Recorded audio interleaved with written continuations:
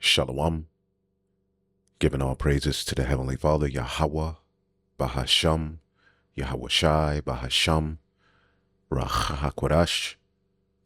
Double honors to the apostles, the bishops, and the elders at Great Millstone who rule well. Peace and salutations, as always, to the elect. News and prophecy, where we link the things happening worldwide to the Holy Scriptures, giving the faithful elect the remnant of Yasha Allah, right, the true biblical Israelites, right, the understanding that all of the things happening worldwide are a result of biblical prophecy as we are embarking on the end of Esau's world, the end of an empire. All right, empires come and empires go. Prophetically, the final empire that will rule will be the revival of the Western Roman Empire, which ultimately we know fell for a period of 1,000 years, bringing about the rise of the Eastern Roman Empire ruled by our people, which is history that was hidden, now coming to light through the true prophets of Yahweh Bashim Yahushai. Now it's common understanding that our people ruled during the Dark Ages, okay? But via the bubonic and the bubonic plague, 2/3 of our people died off and were weakened, all right, for the purpose of prophecy being fulfilled of Esau, Edom, reviving the fourth beast, Rome, into the earth via the Renaissance period, all right, which brings us to today, all right, from Italy, started the revival of the Western Roman Empire, all right, the revival of the Greco-Roman Empire, and from the Italy, you had Spain, French, okay, the British, America, the small hats, all right, the development of NATO and the EU, and now you have yourself a beast system which dominates the world under the authority of the ancient Western Roman Empire, but now is heightened via technology, science, intercontinental ballistic missiles, and power on the left-hand side to deceive and throw off enchantments into the earth. And the Heavenly Father is just about done with these devils.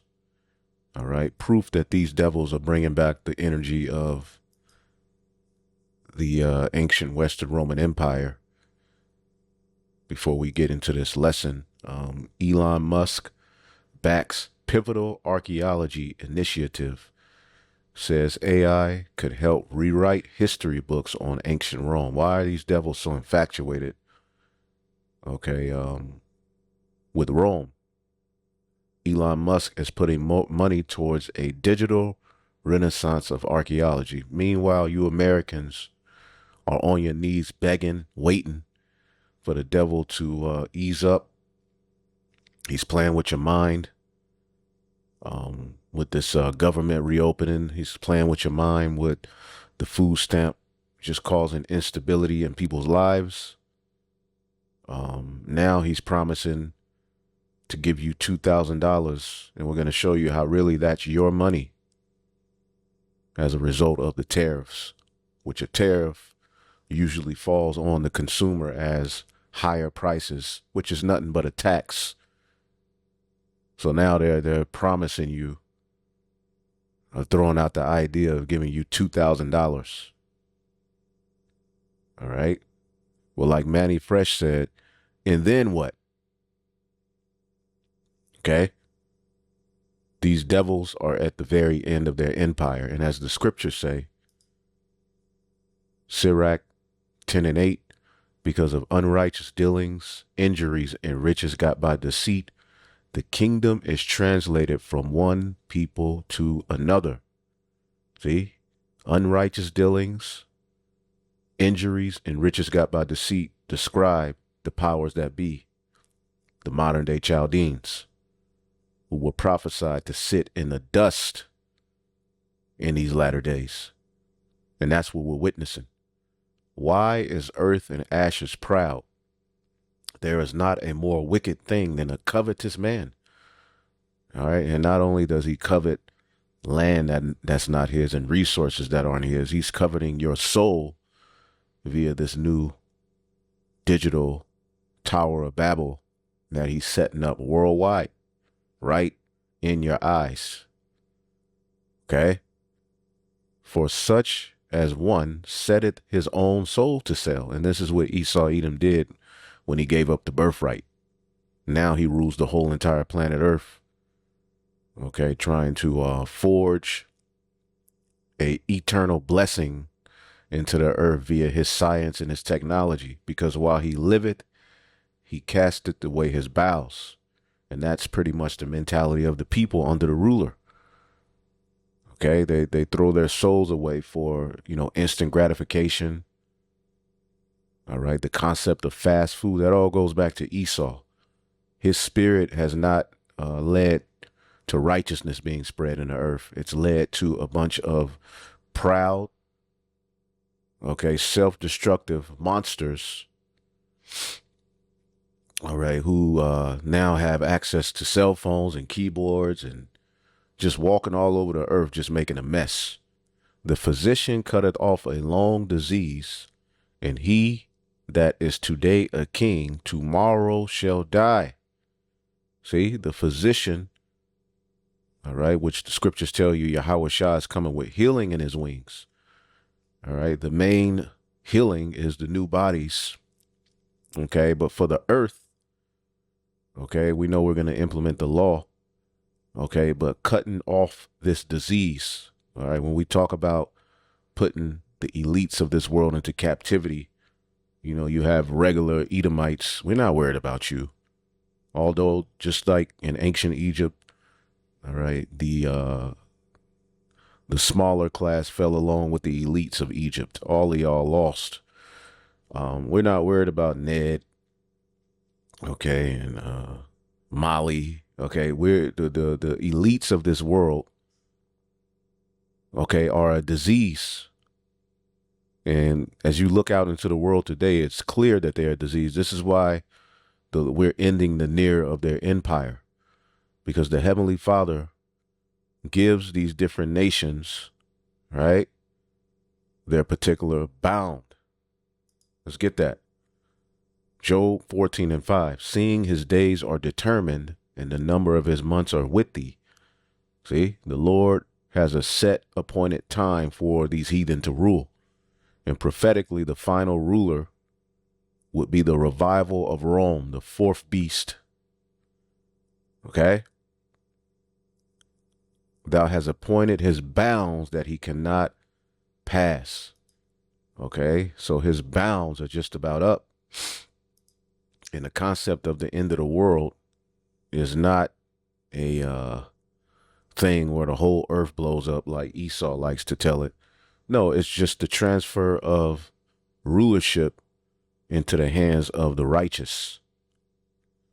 Esau represents the end of this age, and Jacob represents the beginning of a righteous kingdom being set up on earth under who the world ignorantly calls Jesus Christ. So this word for bounds is chaka, statute, ordinance, limit, right? Something prescribed. So the Lord, all right, as you have a group, ISUPK saying that there's no such thing as predestination, the Lord has prescribed through his word how long empires would be on top and when they would fall. Okay, they have a limit, a prescribed portion. All right, is before scribe written down. So before the foundation of the earth, the Lord already wrote how this all would play out. And we can find it in prophecy. Okay, conditions. The conditions of Esau Edom ruling was never to rule forever. So he has his portion, right? And as the scripture said, Okay. The number of his months are with thee. His days are determined, and he cannot pass his bounds. This is why they are coming down with great wrath. As we always bring out Revelation 12 and 10. All right, 12 and 12. Therefore rejoice ye heavens, and ye that dwell in them. Woe to the inhabitants of the earth and of the sea, everything suffering at this devil's hands. If you're on earth, you're suffering. If you're in the sea, you're suffering.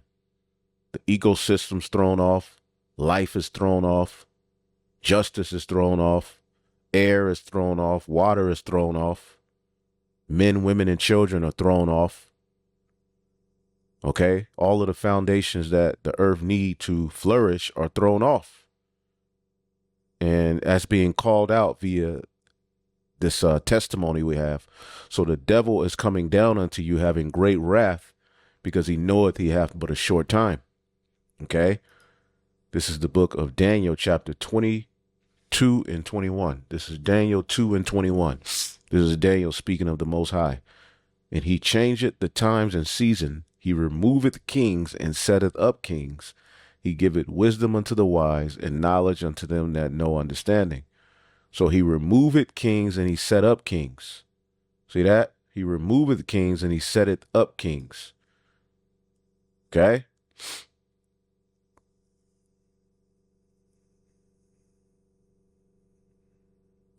Psalm 75 and 5, lift up not your horns on high, speak not with a stiff neck, for promotion cometh neither from east, nor from west, nor from south. Okay? But God is the judge. He putteth down one, and he setteth up another. For in the hand of the Lord there is a cup, and the wine is red, and is full of mixture. He poureth out the same, but the dregs thereof, all the wicked of the earth shall wring them out and drink them. Okay?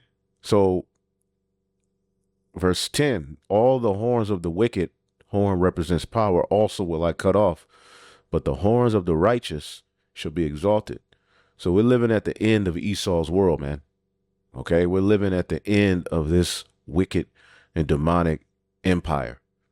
Okay, America is on the brink of a historic collapse. Something is breaking in America. Not slowly, but all at once. The nation that once produced half the world's wealth now carries over $37 trillion in debt, more than its entire economy. 1 in 5 households can't afford groceries without credit. The middle class that built skyscrapers in suburbs is vanishing, while the thick clay, the debt, which is biting him in the ass.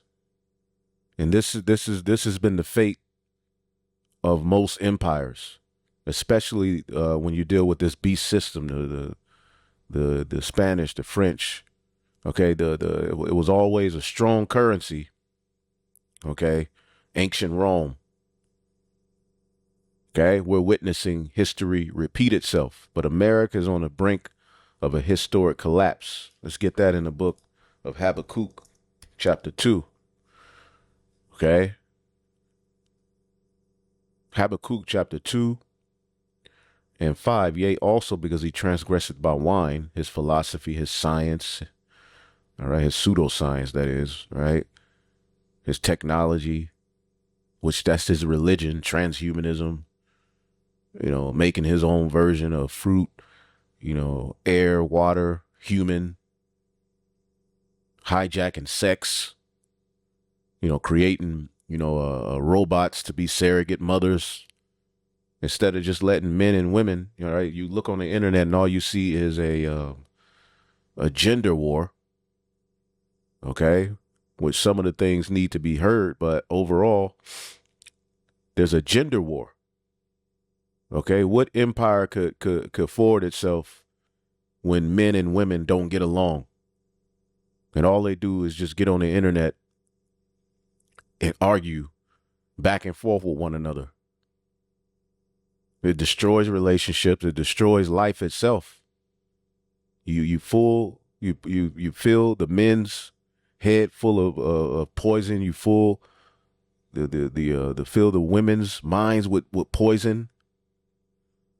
We're living in a situation that must be corrected by divine intervention. His wine has everyone drunk. Okay. It's to the point where it cannot be fixed by, all right, just saying, okay, we need to stop. No, the Lord, with all of these empires, there was a point where he said, enough is enough. Okay. The time of the flood, Sodom and Gomorrah. In each empire that rose, there was a point where it became so corrupt and the leaders became so proud that the Lord put a stop to their madness. And if you don't think that's getting ready to happen here, as we've seen it happen throughout all history, then you got another thing coming. See, a lot of you think even with the reopening of the government, if they do that or if they give you a strength, I think, no, these elites, they have to continue. They're going to continue on this road of dehumanization, humiliation, putting you in hope, being the devil, right? He is a proud man, neither keepeth at home, who enlargeth his desire as hell and is as death and cannot be satisfied. He will not stop until he has your soul on a digital grid and everybody microchipped. He can't just enjoy the power he has and be a fair ruler and go and, have a bunch of children and enjoy his wealth. No, he wants your soul. Meanwhile, he wants to sleep with a little boy.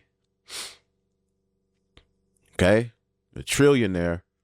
All right. Who gets off because, sex, with these devils, it comes a point where regular sex is not enough. See, and that's the spirit that has been passed on to you Israelites via following this man's wicked way. You've become degenerate, just like them. Okay. Running trains, sleeping with animals, sleeping with the same sex. Okay. These are things that now plague Jake. You're the face of it. But who are you mimicking when you do all of these things? The devil. Okay. Esau.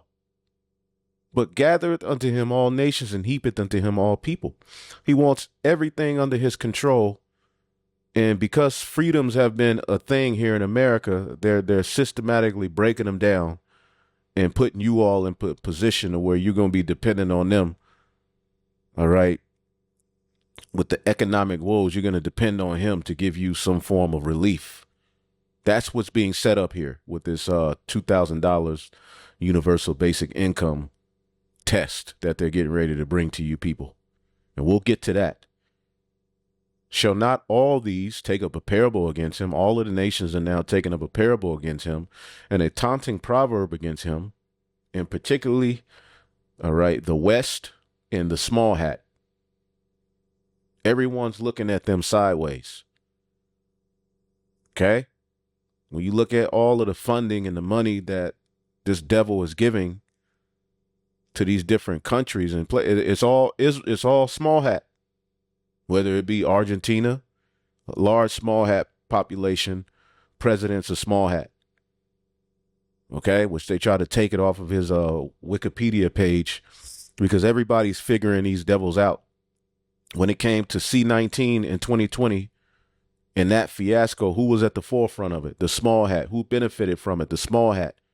When Trump passed Operation Warp Speed, okay, these big pharma companies headed by the small hats benefited from, all right, accelerating, all right, VAXs to give to the people. That made their pockets fat. Meanwhile, you walking around with dinosaur DNA inside your ass. And I saw a comment from a believer who said before they, knew good enough, they took one, And, for you believers, who, the Lord, my thing is just get you some, first pray to Yahweh Bashim Shai, repent. All right. But get you, find you some form of detox, but get pine needle tincture. Get you a pine needle tincture, which you can make that on your own. All you have to do is go on the internet, how to make pine needle tincture. You can Google, just type in how to make pine needle tincture because pine needles come from the earth. You can go get them yourself or you can buy them online, make a tincture out of that and take it every day because that's what people are using to detox all right, the juice out of their body. Okay, but may the Lord be with you if you are sincere, truly calling on the names, and you made that mistake. Okay, just all I can say is pray to Yahweh Bashim Yahushai, find you some form of detox, get you some pine needle tincture. Okay, which I made one for myself, right, and family, because guess what? That's good. That's a high, it's high in vitamin C. Is good for, you know, chest problems, getting sick. Period. It's just good for you. So, and look up. There's people online talking about what they're doing to detox themselves. So pray to Yahweh Bashim Yahushai and detox. But again, getting back to the point, Habakkuk 2:6, shall not all these take up a parable against him and a taunting proverb against him, and say, woe to him that increaseth in that which is not his. All right, he's gotten rich with other men's money. Okay, through unjust weights and balances. All right, this fractional reserve banking system. Okay, which eventually you lose because of your own greed. Eventually, a system like this will explode and implode on itself. Woe to him that increaseth in that which is not his. How long? And to him that ladeth himself with thick clay. Thick clay speaks to debt, which is one of the biggest issues with this kingdom. And it doesn't have to be this way. But you're living under the rule of a devil. Ibat yat. Weight of pledges, heavy debts. See that? Unjust, all right, practices, man. Tents rise in their shadows. The dollar trembles, cities hollow out, and the world quietly turns away. This isn't just another downturn. It's a historic unraveling. Every sign, from collapsing tourism to soaring foreclosures, whispers the same truth. America is no longer unshakable. It's breaking. For decades, the American dollar was the foundation of global trust. Today, that trust is fracturing. The United States carries $37 trillion in national debt, and interest payments alone are now larger than the entire defense budget. Every minute, the nation adds nearly $120 million in new debt, a ticking clock echoing across Wall Street and Washington. The bond market, once America's safest asset, is now trembling, with foreign buyers quietly stepping back. Nations from China to Brazil are trading in their own currencies, signaling a slow but historic retreat from the dollar's dominance. Inflation. Okay, as the scriptures say, Jeremiah 51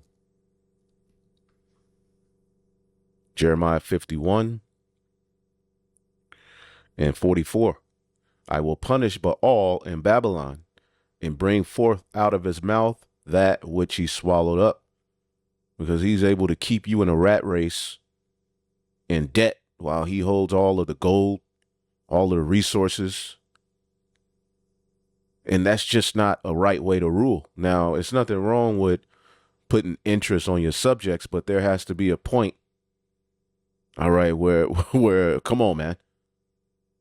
Yeah, the law allows us to put usury on a heathen, but it's not to the point that these devils are doing it. Okay? Fractional reserve banking, man.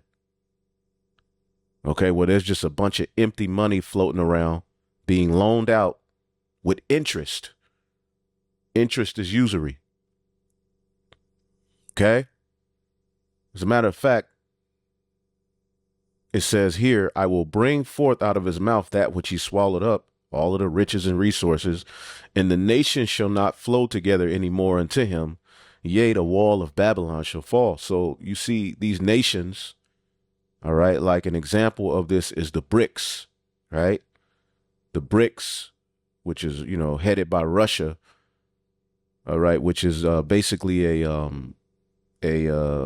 currency being created, which is going to be digital when it's all said and done, to trade and operate outside of the dollar, which the dollar reigns supreme. If you want to trade in oil, if you want coffee, if you want gold, you have to eventually deal with the dollar. Well, the dominance of the dollar is falling. The trust of it is not what it once was. America is not what it once was. The West is not what it once was. NATO is divided. the USSR is being formulated with even more countries aligning with Russia. Okay? So what we're witnessing is a shift as the elites are done with the concept of Babylon the Great in America being the dominant. Okay? Your civil liberties, your rights, your ability to travel abroad, all of these things are getting ready to be hijacked for the purpose of the NWO and the elites fully honing in on Godhead on the earth. But the Lord is breaking it up. See? So the nations are no longer flowing through to Babylon as they used to. Babylon is what? Prophetically,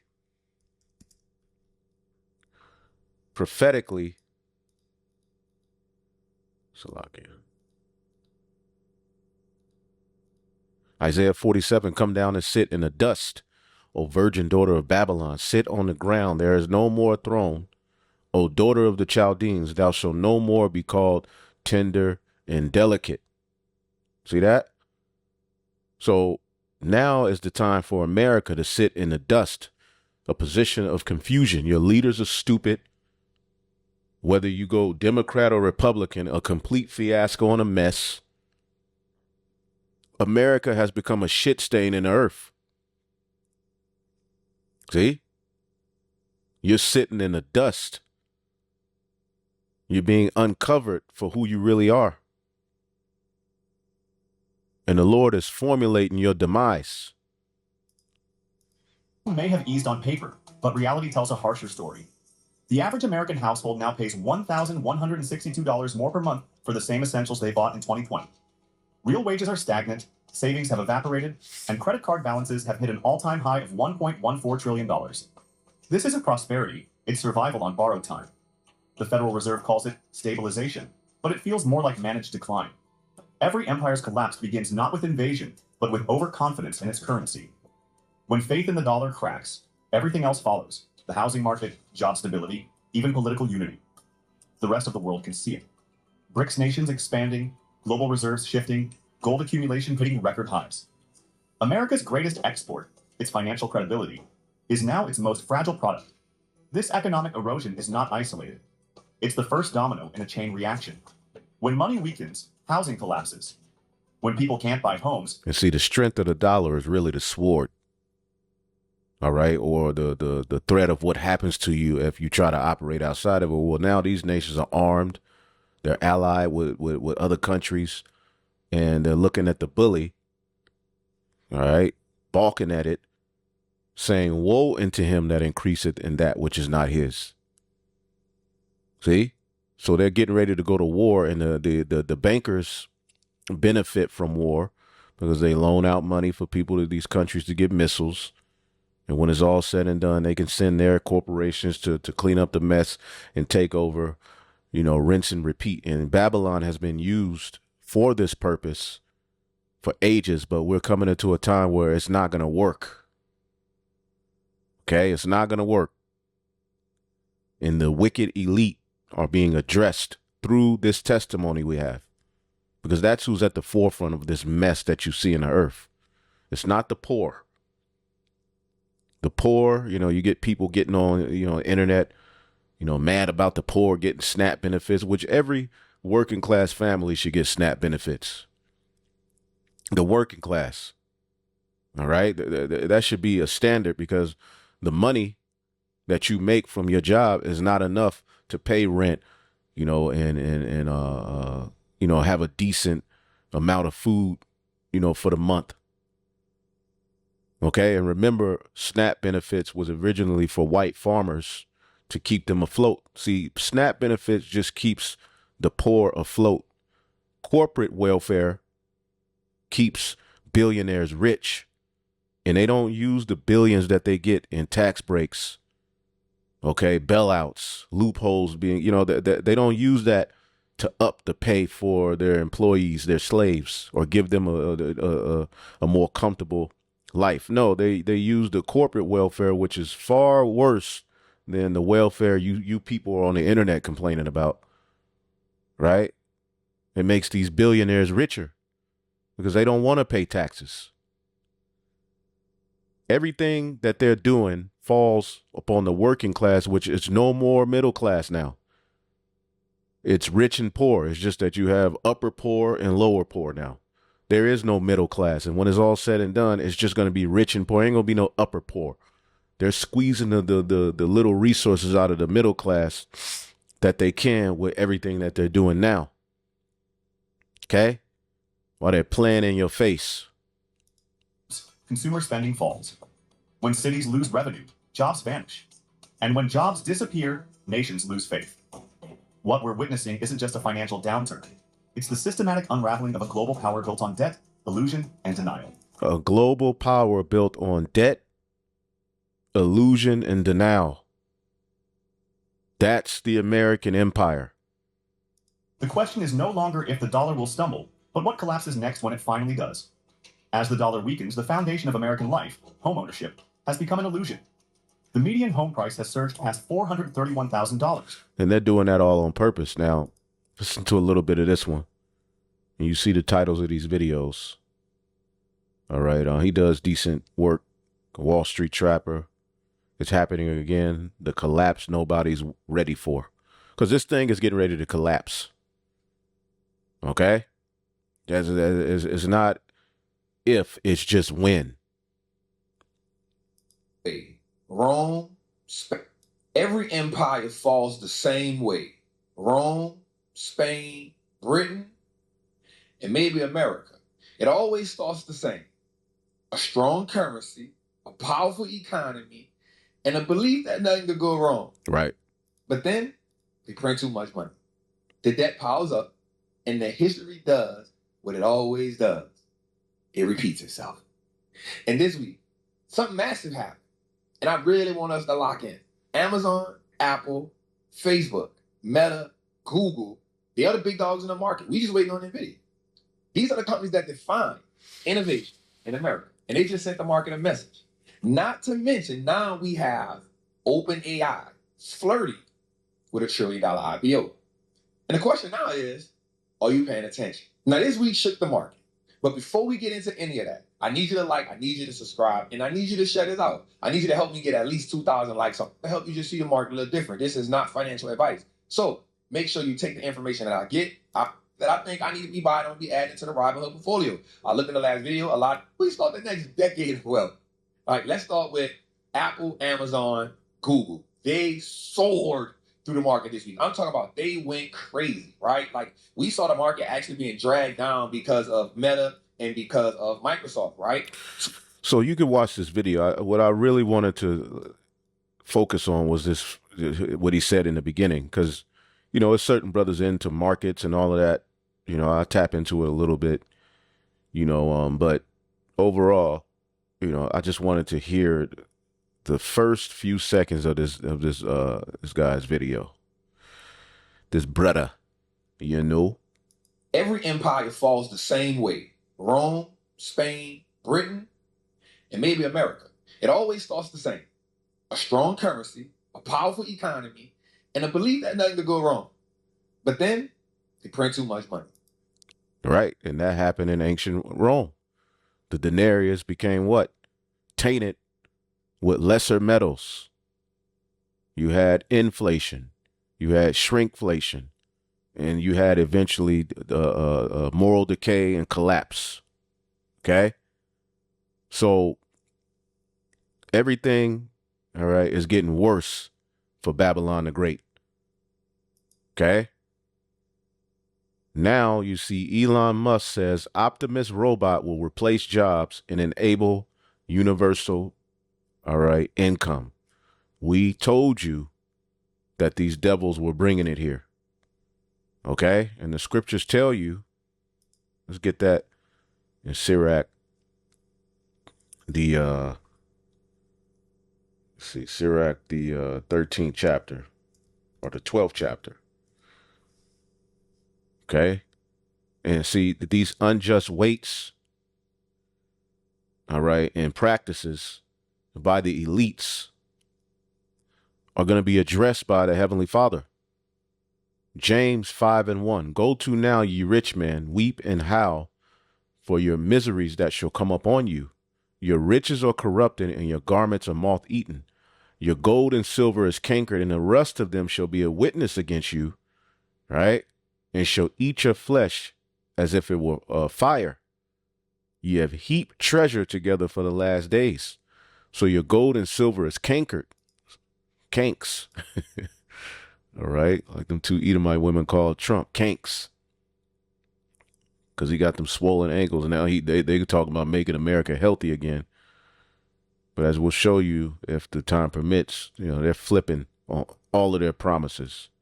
NLT, your gold and silver has become worthless. Your wealth you were counting on will eat away your flesh like it was fire. This treasure you have accumulated will stand as evidence against you in the last days of judgment. So the wealth gap, the resources that they have, all right, while everyone's just running in this rat race, will be a witness against them for judgment. Because these people are sick. When you deal with the elites of this world, they're sick. As a matter of fact, let's play some of this. Chris Hedges, which he's rubbed elbows with these elites. He comes from a rich family background, but he's one who said, I started to pull back and look at everything, and he's out, all right, as one fulfilling a prophecy where their own tongue is falling on themselves. It's called Chris Hedges, The Warped Psychology of the Rich. The rich are different from us, F. Scott Fitzgerald is said to have remarked to Ernest Hemingway, to which Hemingway allegedly replied, yes, they have more money. The exchange, although it never actually took place, sums up a wisdom Fitzgerald had that eluded Hemingway. The rich are different. The cocoon of wealth and privilege permits the rich to turn those around them into compliant workers, hangers-on, servants, flatterers, and sycophants. Wealth breeds, as Fitzgerald illustrated in The Great Gatsby and his short story, The Rich Boy, a class of people for whom human beings are disposable commodities. Colleagues, associates, employees, kitchen staff, servants. They look at human beings as disposable commodities. Okay? What's that in the book of Habakkuk? Right? Habakkuk 1 and 13. Art thou not of purer eyes than to behold evil, and can't look on iniquity? Why then do you look upon them that deal treacherously, and holdest thy tongue when the wicked devour the man that is more righteous than he? As the scriptures say, what's that in the book of, is that Ecclesiastes?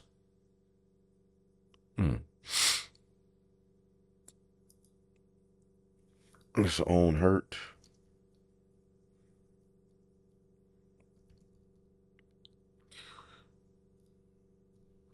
See, the way you devils have ruled, this is the book of Ecclesiastes 8 and 9. All this have I seen and applied my heart unto every work that is done under the sun.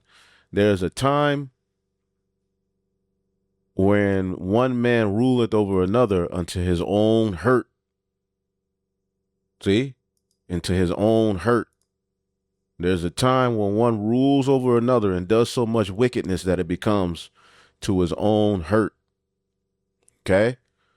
Ecclesiastes 5 and 8. If thou seest the oppression of the poor and violent perverting of judgment and justice in the province, marvel not at the matter. For he that is higher than the highest regardeth, and there be higher than they. There is a sore evil which I have seen under the sun, namely riches kept for the owners thereof to their hurt.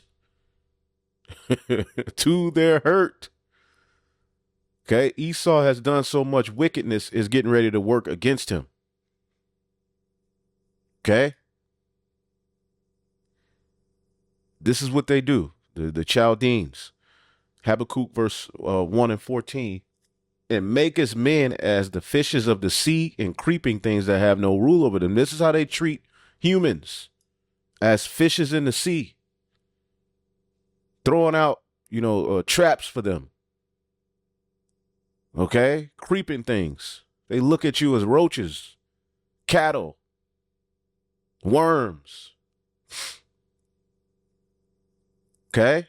They don't regard God-given rights and humanity. There's a way to rule over people, all right, but still be just. He hasn't been that example. They take all of them up with an angle, whatever they throw out there. I just like this $2,000 we're going to discuss. They catch them in their net.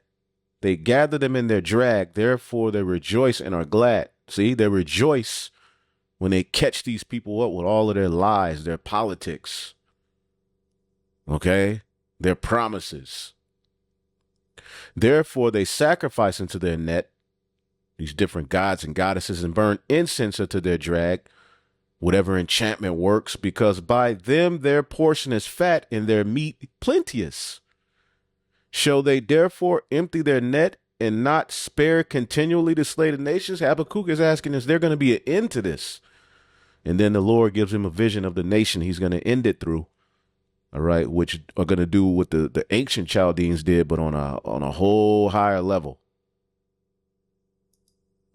Gardeners, tutors, personal trainers, even friends and family bend to the whims of the wealthy. Associates, employees, kitchens, human beings are disposable commodities.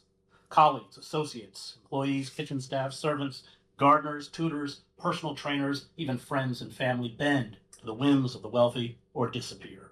Once oligarchs achieve unchecked economic and political power as they have in the United States, the citizens too become disposable.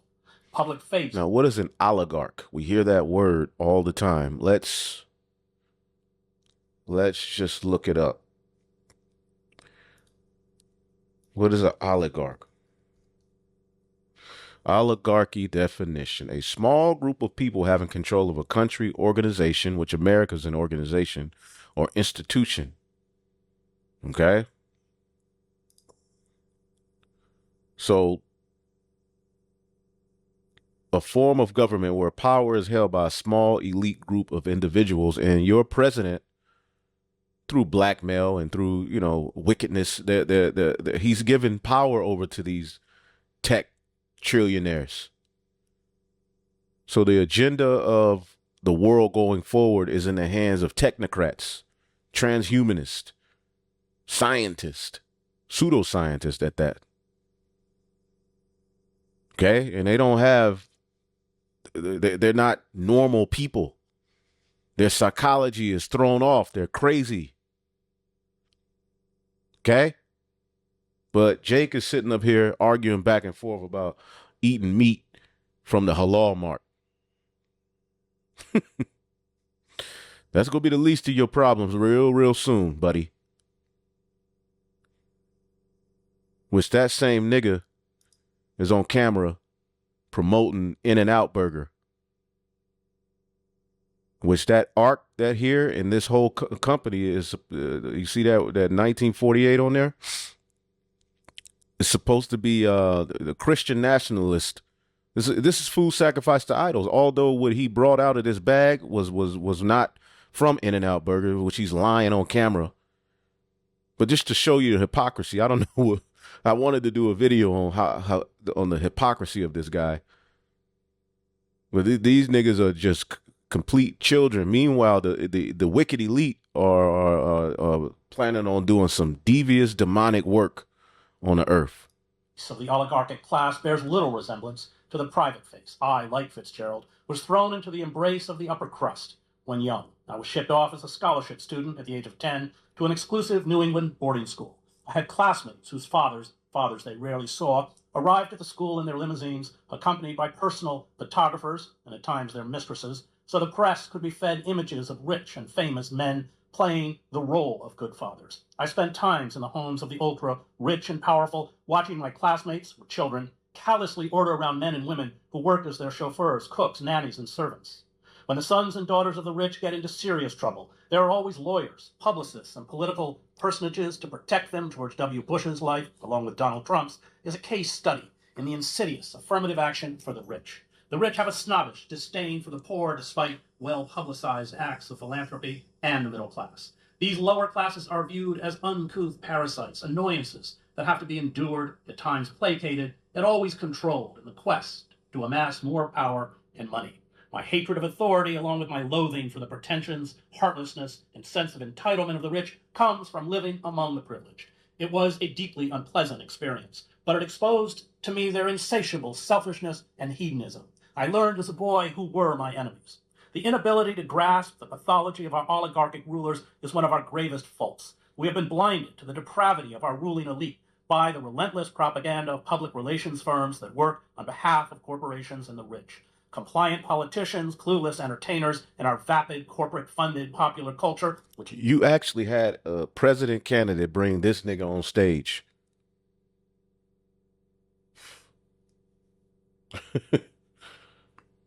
Right? This is where we live at. This is the world we live in. Who did that? Your elites keeps this degeneracy and division and weirdo, all right, madness in your face to keep you all distracted from what they're doing. holds up the rich as leaders to emulate and assures us that through diligence and hard work we can join them, keep us from seeing the truth. They were careless people, Tom and Daisy. Fitzgerald wrote of the wealthy couple at the center of Gatsby's life. They smashed up things and creatures and then retreated back into their money or their vast carelessness or whatever it was that kept them together and let other people clean up the mess they had made.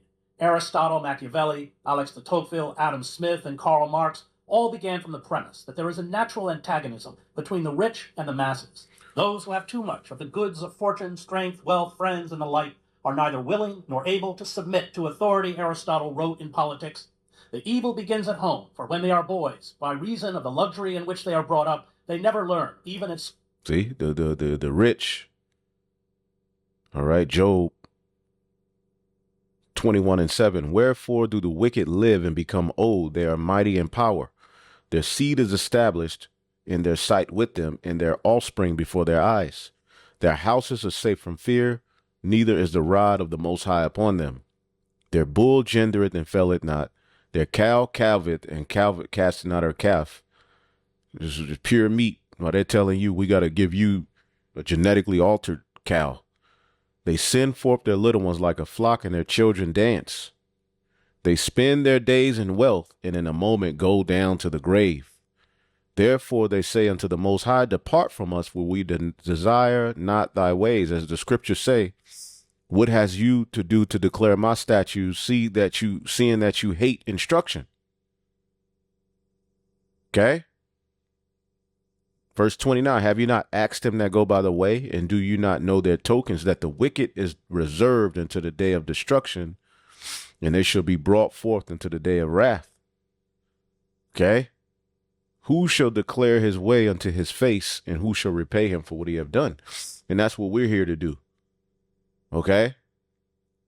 Because the amount of resources and riches you have while everybody else is in this rat race, poverty, hunger, all over the earth, is a witness against your rulership. And it's going to lead to the Lord starting a war that's going to have you through. James 5:4, behold, the hire of the laborers who have reaped down your fields, which is of you kept back by fraud, crieth, and the cries of them which have reaped are entered into the ears of the Lord of Sabaoth. Ye have lived in pleasure on the earth, and have been wanton. You have nourished your hearts as in the day of slaughter. Okay? Ye have condemned and killed the just, and he doth not resist you. All right? Jake's still going to work. Still, hoping you ease up. People haven't, Jake hasn't formulated a rebellion against Esau like that, but it's coming. See? You're defrauding men and women of their pay. Okay, let's read this in the NLT. This is all being done by the rich.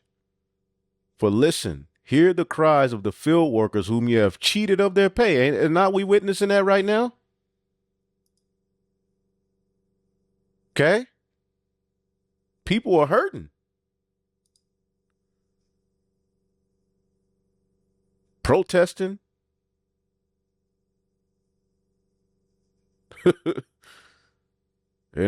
Hurt, broke, complaining. All we got to do, all we got to do is just look it up. And I guarantee you there's videos of people complaining. Let's go here.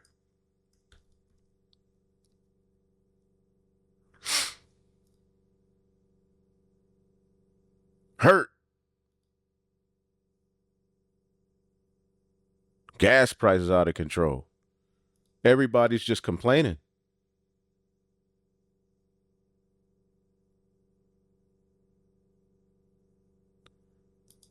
Y'all better stay off them damn planes. Talking about you going away for the holiday. You do know the government has been shut down for 37 days.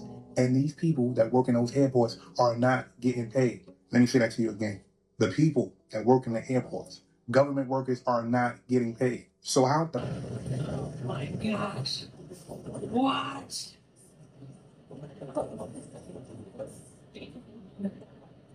Hi, welcome back to the channel. Thank you so much.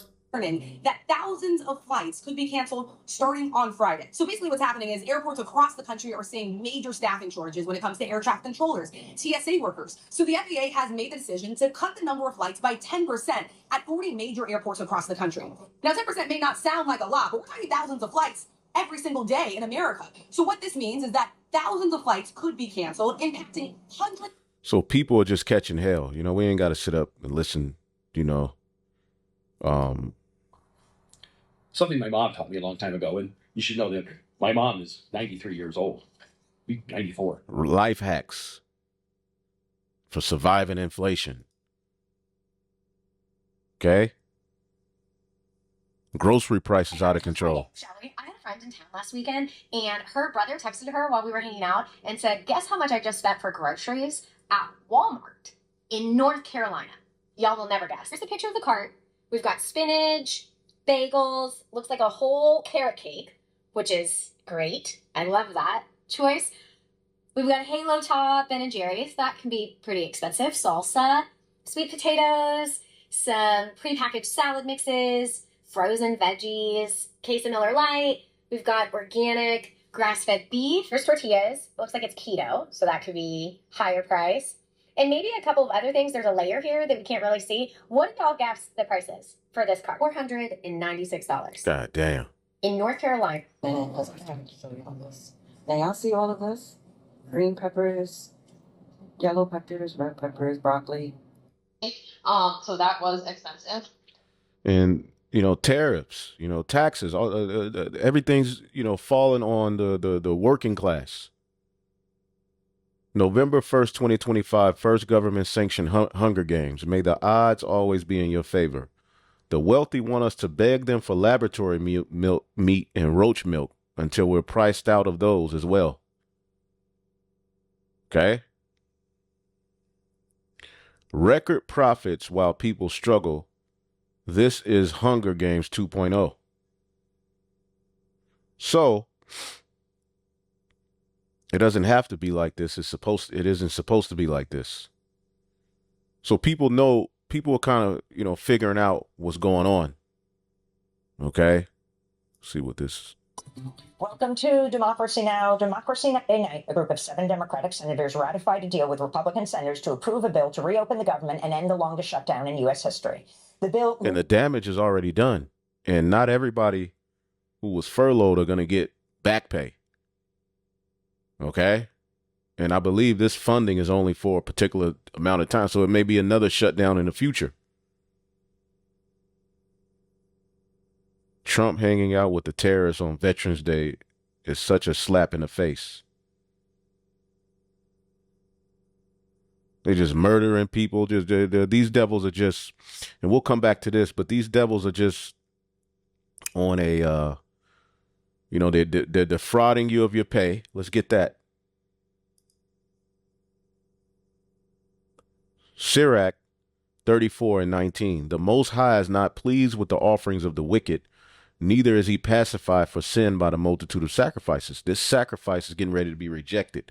Whoso bringeth an offering of goods of the poor does it as one that killeth the son before his father's eyes. Okay, and that's what he's doing, man. Playing with the poor. The bread of the needy is their life. He that defrauded him thereof is a man of blood. He that taketh away his neighbor's living slayeth him, and he that defrauded the labor of his hire is a bloodshedder. So this is what Esau Edom is doing. Now they're telling you, we're going to, you know, although robots are going to take all your jobs, We got a universal income that's gonna help your ass. Our business, and he made claims about what they will be able to accomplish. People often talk about. Let's go all the way. Audix, he said the robots will be bigger than the company's car business, and he made claims about what they will be able to accomplish.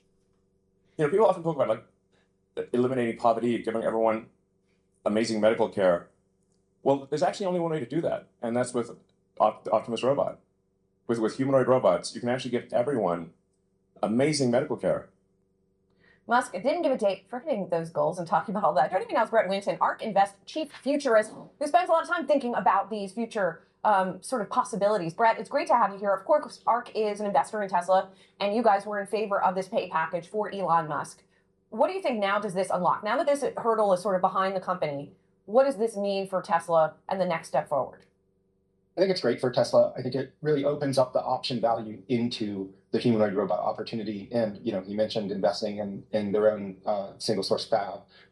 So it allows him to really push the company towards the future. Without Elon's leadership, I think it would be very tempting for shareholders to try to extract the rents off the robotaxi business without really investing. But ultimately, the humanoid robot opportunity is, in order for that to be larger and see the robot doing a Dion, doing a Ray Lewis dance.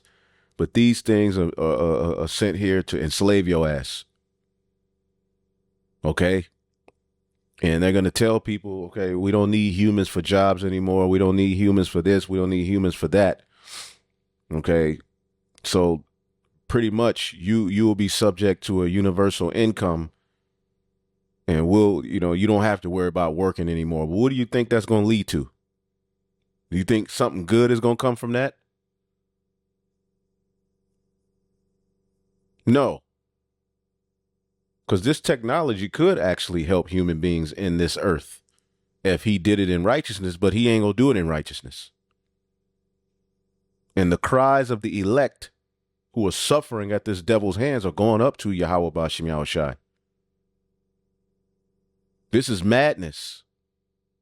taxi, and so I think it's worth the investment it will take. And it will take a lot of investment. I think there's going to be a lot of money that pushes into developing out the humanoid program, and I think he's the right person to lead that transition. I'm going to focus on one word you said, which is ultimately. Because as we know, Tesla and Elon Musk specifically have a history of these big ambitious goals, many of which he meets eventually or ultimately. But he tends to push back that timeline quite. Yeah, it's going to eliminate poverty and provide medical care. They can eliminate poverty easily. But see, again, they love to control poverty. That's what this government is good. That's what Esau Edom is good at. Not eliminating poverty, but controlling it. You see, as a matter of fact, let's go here. All right. Where Trump, again, floats the idea of giving $2,000 to most Americans. Okay. We're a little all over the place, but there's just a lot going on. How close are you to deal, trade deal with you? Right. Consider lowering the current tariff rate? Well, right now the tariffs are very high on India because of the Russian oil, and they've stopped doing the Russian oil. It's been reduced very substantially. Yeah, we're going to be bringing the tariffs down. I mean, at some point we're going to be bringing them down. Without tariffs, this country would be in such trouble, as they were for many years. That's why we owe $38 trillion. And one of the things we're going to do, we're going to issue a dividend to our middle income people and lower income people of about. So the middle class, he's promising you $2,000. And we're going to use the remaining tariffs to lower our debt. We're going to be lowering our debt, which is a national security thing. So we're doing a lot of good work. And the number. Now, mind you, the tariffs have you paying higher prices for everything. The data centers have you paying higher energy prices. Okay. Again, when you deal with a tariff, I typed in here, do consumers end up paying higher prices as a result of tariffs? Yes, in most cases. Just like at the end of the year or the beginning of a year, you get a tax return. You know that's your money, right? But you look at it as a sigh of relief. That's the same thing this is. You see? well, if you put it in my account, I'll spend it, but this isn't doing nothing for the. What are people? What is $2,000 going to do? And then what? People are catching hell out here. $2,000 can go in 2 days, 1 day, 3 hours. Consumers do end up paying higher prices as a result of tariffs. A tariff is a tax the government charges on imported goods. So if the one who's giving the good has to pay higher taxes to import the goods, who's going to make up the difference? Who's going the working class, the people, the consumer? It is usually paid by importer business when the goods enter the country, not directly by consumers. But the cost doesn't stop there. So if the importer has to pay higher taxes, okay, well, who's going to make up the difference? How the cost passes to consumer. When importers have to pay higher taxes on goods they bring in, they often raise prices to cover those new costs. Buy from more expensive domestic suppliers. Either way, the final retail price often goes up. And this is what we're seeing here in America. If a $100 product from China gets hit with a 25% tariff, the importer now pays $125 to keep profit margins. The store may charge $130 to $140, passing the cost to shoppers. Ripple effects. Tariffs don't just affect imported goods, they can raise prices for related products too. Domestic companies may raise their prices because foreign competition now costs more. Manufacturers who rely on imported parts like steel and microchips face higher production costs. Consumers see higher prices in everything from cars and applications to groceries and electronics. See that? So tariffs, yeah, okay, we got a little money from the tariffs we put. But who ended up paying more? The consumer. The poor. The poor have been catching all kind of hell with this administration. The working class, right? Ain't no middle class anymore. It's just the poor class. It's just within that you got upper poor, lower poor. Okay? Meanwhile, these corporations are just getting rich, balling out of control. Countries getting bailed out with billions of dollars. Israel getting billions of dollars. Ukraine getting billions of dollars. Billions of dollars going to AI projects and infrastructure for the MOTB. This man is the devil. So, in a nutshell, tariffs end up kicking the consumer in the ass. So now he's saying, well, we'll give you $2,000 as a result of the tariffs, but really you're just getting back, what you've paid in higher prices. That's why we owe $38 trillion. And one of the things we're going to do, we're going to issue a dividend to our middle income people and lower income people of about $2,000. And we're going to use the remaining tariffs to lower our debt. We're going to be lowering our debt, which is a national security thing. So we're doing a lot of good work. And the numbers were reported so incorrectly. The real numbers are trillions of dollars have been taken in or gotten in terms of investment from the tariffs. And so if that were ever reversed, it would be a disaster. Frankly, it would be a national security problem for our country. And nobody thinks it's going to be reversed. I think we had a very good court. And what are the MAGAs going to say? See, we told you, give him time and he'll come through. Meanwhile, your jobs are gone. People's lives are being ruined by not getting checks. And then he's threatening not to pay people back pay who were on furlough. They may reopen the government, but damage all right, is being done, and people are falling to their knees via perplexity. Okay?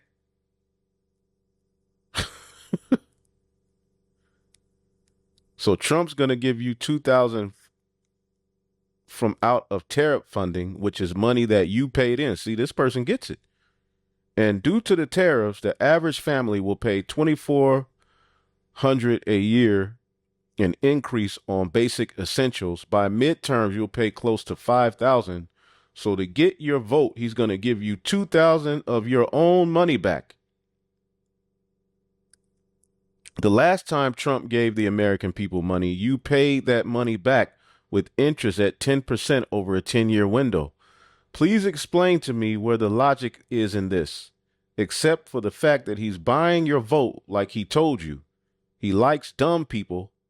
They're easy to lead, so you're getting money back you paid and you're going to pay it back again with interest, real logical. So they tax you one way or another.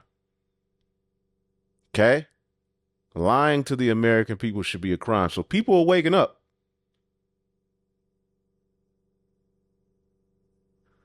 He said he was going to give everyone $5,000 from Doge savings. And my thing is, okay, after they give you the $2,000 or the $5,000, then what? And then what?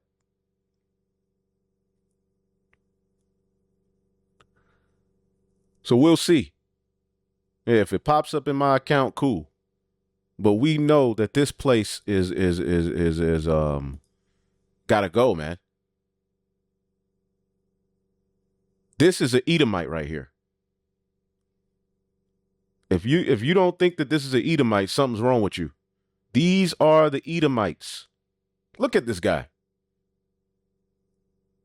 This is an unfaithful man, man.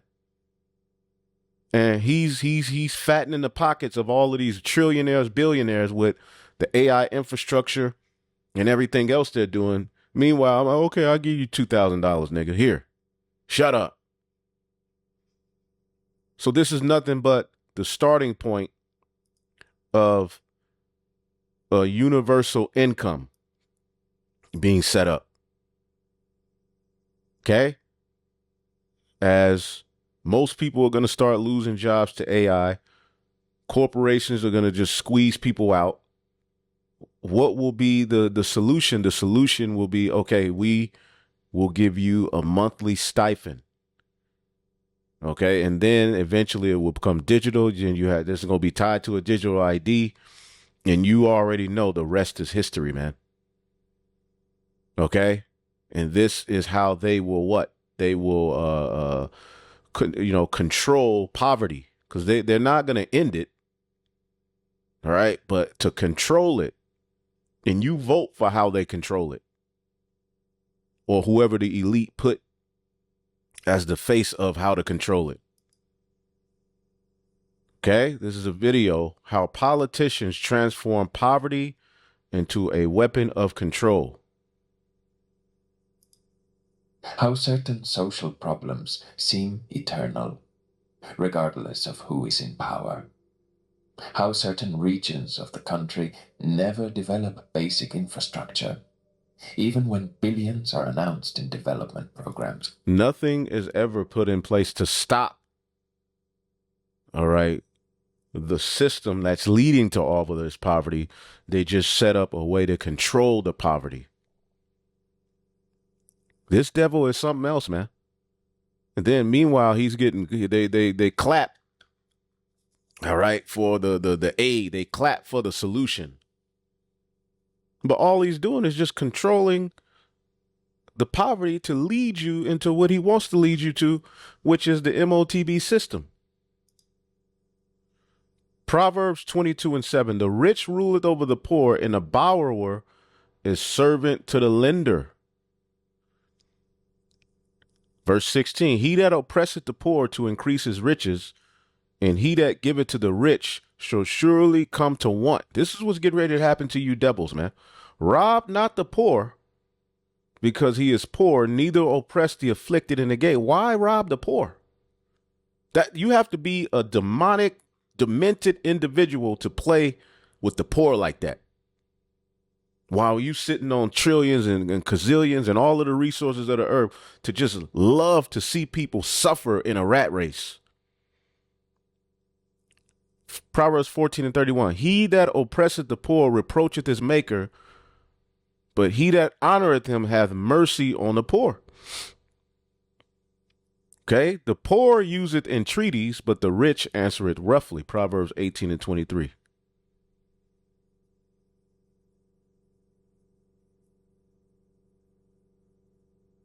So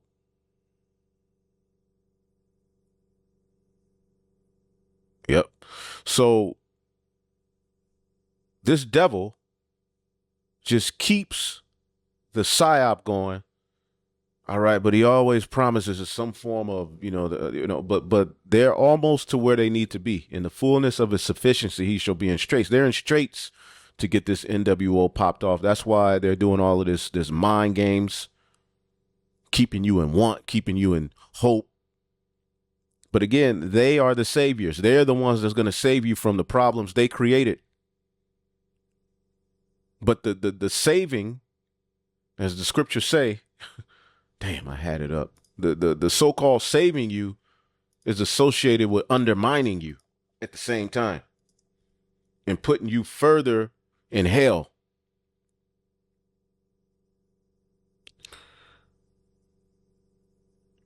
Sirach 12:15. For a while he will abide with thee, but if you begin to fall, he will not tarry. An enemy speaketh sweetly with his lips, but in his heart he imagineth how to throw thee in the pit. He will weep with his eyes, but if he find opportunity, he will not be satisfied with blood. If adversity come upon thee, thou shalt find him there first. Okay? We got a solution. Let's give him $2,000. Yay, we knew Trump. All right, we knew he cared. Okay, but then you look up. Eventually, this is the standard of how you live now. A universal basic income, while a robot is just picking up 1 million boxes an hour. They no longer need your ass. The robot answering the phone. Robot serving food. Robot cleaning the bathroom. Robot breakdancing at halftime. No longer need a mascot, Thunder. This nigga hitting 8 backflips in a row. And we don't need him anymore. We don't got to pay him. We can just use the robots. It's going to save us so much money. All right. Meanwhile, what about human beings? Well, they told you they're not going to need you anymore. They're going to need you to be slaves in this new digital grid they set up. And if you want to live, nigga, here, $2,000 a month. That's what they're setting up.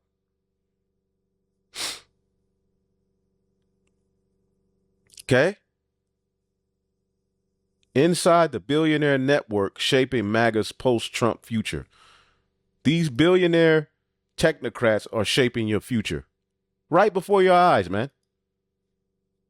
Meanwhile, they're controlling the poor and leading them into a system, all right, of the MOTB and bowing the knee to the image of Baal. These are not coincidences. They are symptoms of a system that needs poverty as much as it needs your votes. A system that thrives not on solving, but on the permanent management of misery. The permanent management of misery. That's all this $2,000 is. The permanent management of misery, to the point where you're going to eventually look up and be relegated to a 15-minute city, okay, in a carbon footprint system, man. Woo! The man. Let's rewind it. Rewind selector. In suits planning misery. It is something more subtle and systemic. An arrangement where power perpetuates itself precisely by not solving fundamental problems, merely managing them. The cycle is perverse. Poverty generates dependency. Dependency generates votes. Votes generate power.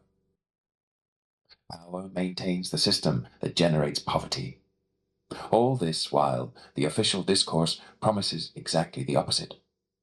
The Chinese philosopher Sun Tzu, master of strategy, understood something similar when he said, "The supreme art of war is to subdue the enemy without fighting."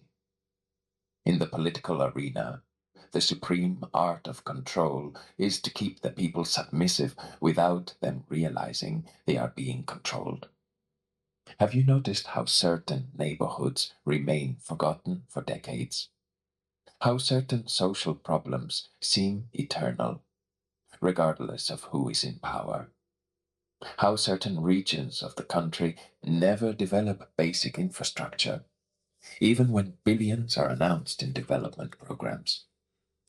These are not coincidences. They are symptoms of a system that needs poverty as much as it needs your votes. A system that thrives not on solving, but on the permanent management of misery. The administration of scarcity becomes more politically lucrative than its elimination. And see, the biblical laws that are going to be established in the earth would solve many of today's issues. That's what the throne of David offers, man. How would biblical laws fix many of today's problems, especially debt? Let's just exit that. Okay. And this is how I use, all right, so-called AI. All right. It's basically like now the rabbit has the gun, you know, as a wise person once told me. See, they have the riches and resources to fix a lot of the problems, but they don't do it. They just, control the problem. All right. And keep you in hope of them being a savior. And they've taken away hope from the Lord. Mind you, we're on the earth while all of this famine and wickedness is happening. What the earth is full of the answers. The Bible gives not only religious laws, but economic, social, and moral laws meant to build a just, balanced society. If applied today, biblical laws would fix much of what we call modern crisis: debt, inequality, and moral decay. Man, I love the fall. Looking out the window. I love the fall, man. I love the earth. It's just mismanaged.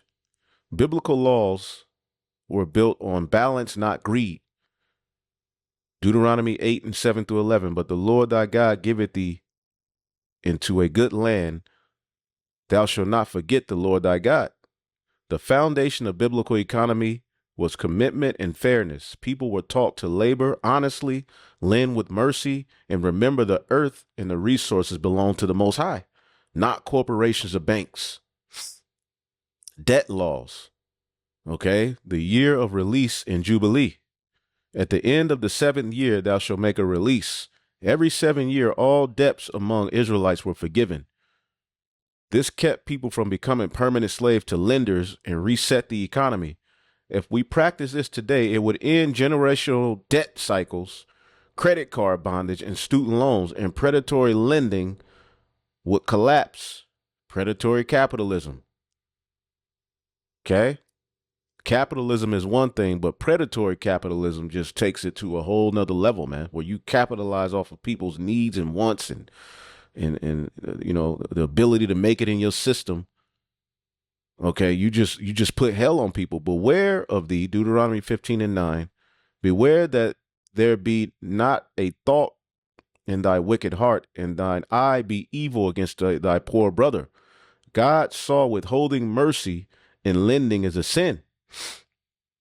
Okay, the Jubilee year, every 50th year. Proclaim liberty throughout the land to all the inhabitants thereof. All right, basically there was a point where you would become free from debt. Here, it's just continual. And then you die and they send your family a bill.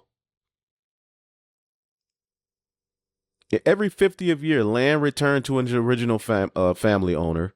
Debt and servitudes were canceled. No one could permanently lose their inheritance. This law stopped corporate monopolies and generational poverty. If modern national nations obeyed it, massive wealth gaps and housing foreclosures would end. It would restore equality, dignity, and rest to workers on the land. No interest on brothers, no usury. Thou shalt not lend usury upon thy brother. All right. Now, we weren't supposed to put usury on Israelites, which is interest, but we can put usury on the heathen, but it was with balance. Charging interest to a fellow Israelite was forbidden. Money was to serve community needs, not profit off desperation. Imagine if modern banks operated this way. Housing, education, and business loans would not enslave people for decades. Proverbs 11:1, a false balance is an abomination to the Lord.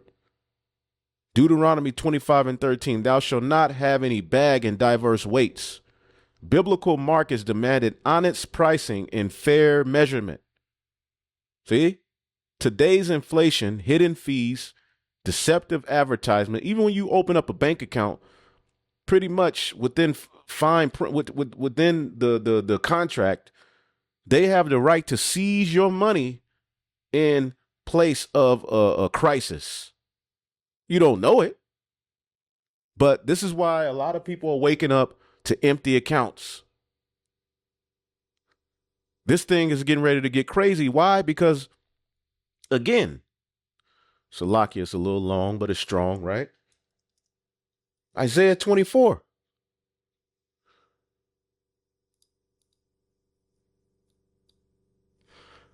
And 4 and 5. The earth suffers for the sins of its people, for they have twisted God's instructions and violated his laws and broken his everlasting covenant. See that? Violating the laws of the Heavenly Father have led to this wickedness you see. Control. And these politicians are set up to just control the mess, not to fix it. So to hell with this system, man.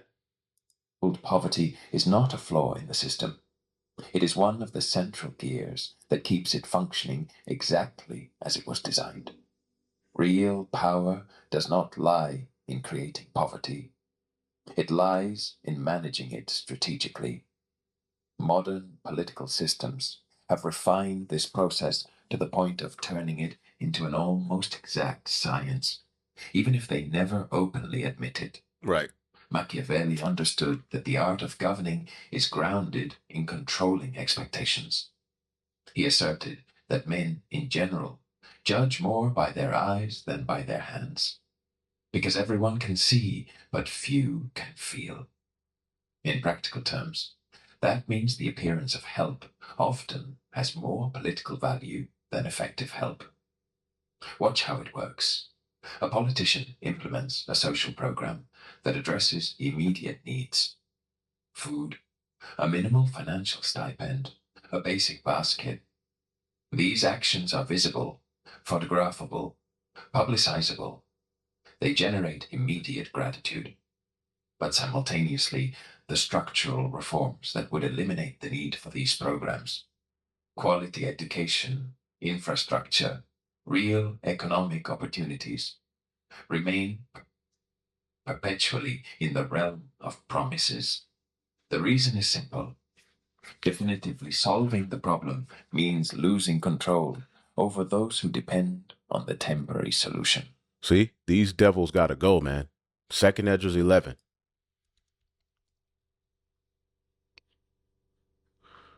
Second Esdras 11, speaking to this fourth beast, which has been revived.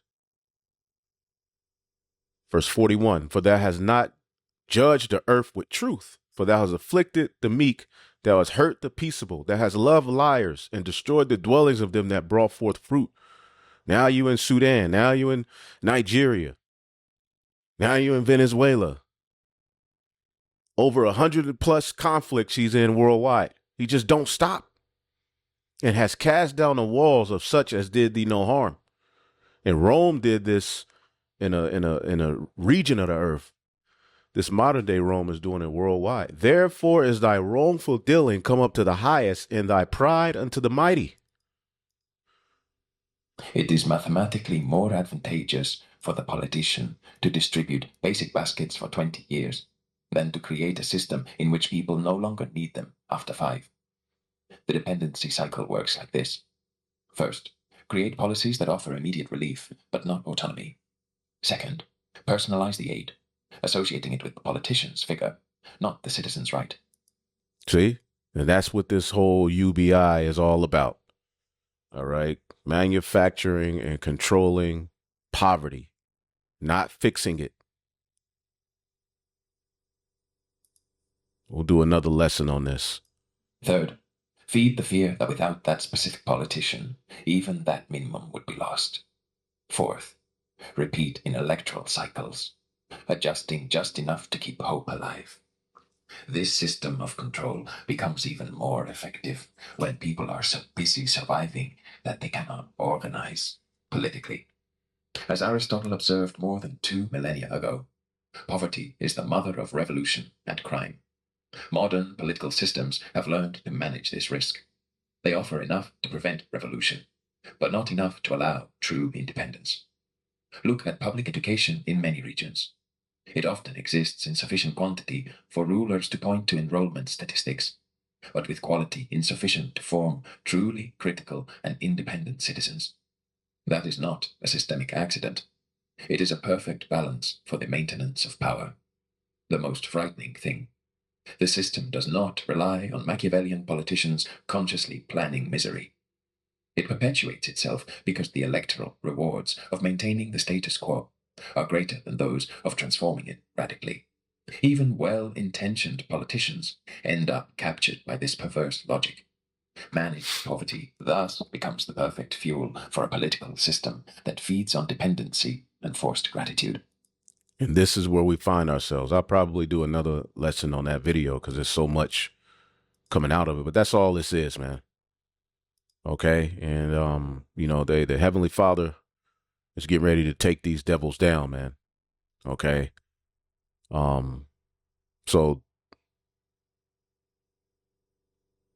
yeah, the biblical laws, though you people hate them, especially you Israelites, are the answer to the earth's problems. That's why when the kingdom is set up, okay, in the true government of Yahweh Bashim Yahushai, okay, reigns supreme, right? Micah 4:2, and many nations shall come and say, let us go up to the mountain of Yahweh, to the house of the God of Jacob, and he will teach us his ways, and we will walk in his paths. For the law shall go forth of Zion, and a word of the Lord from Jerusalem. It's just that now the Lord is putting you in position to see why the laws of Yahweh Bashim Yahushai are needed. Okay, Micah 6:11. How can I tolerate your merchants who use dishonest scales and weights? The rich among you have become wealthy through extortion and violence. Your citizens are so used to lying that their tongues can no longer tell the truth. This is the situation we find ourselves in here on earth, man. Okay, this man ain't gonna stop being the devil. Okay, the rich elite only want more. All right, and before it gets better, it's gonna get worse, man. So I'll leave it there. Lord willing, y'all are edified. I had a few more things, but I think the time has been enough. So shalom.